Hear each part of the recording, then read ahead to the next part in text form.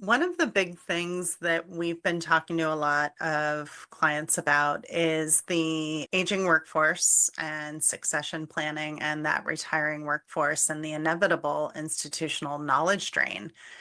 They are not panicking, but starting to get worried about how they can extract decades of knowledge from people's brains and get it into a more formal training program. This is a very real issue, especially in the more technical fields and in the trades, where you often have training on the job or hip to hip, or the more senior resources imparting their knowledge to the more junior resources as part of apprenticeship programs or training on the job. But that only gets you so far, and you definitely need to be thinking about how can you formalize that institutional knowledge? How can you capture it and get it into more blended learning training programs? It takes a lot of time, but it's so worth it to ensure you have that information captured, you have that training ready to go to prepare the younger workforce for the future and get them more proficient and capable within their current roles so that they are building those skills for the future and able to pick up where those retiring workforce is leaving off.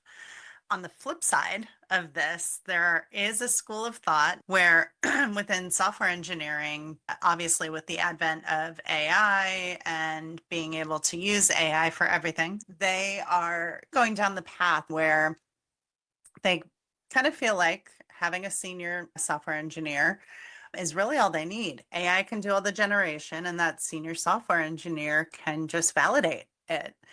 My biggest question is, so who's going to be the senior in 10, 20, 30 years doing that validation if you're not training the next generation of software engineers? So that's the first question that comes to mind, and it comes full circle with that institutional knowledge drain. Whether it's because of AI and you feel like you only need a certain type of resource with validation or QA skills, or you are thinking about more physical trades, working with your hands, more technical skills needed, you need those skills, the capabilities, the knowledge passed, through apprenticeship programs from more senior resources who have been doing this for 30 or 40 years. You still need the wisdom, the understanding, the knowledge of corporate policies and typical ways of operating that AI can mimic but can't really employ. You still need to have an understanding of how it's supposed to work from a human perspective. Those are things that AI still can't do, and we still need to be training the future generations for.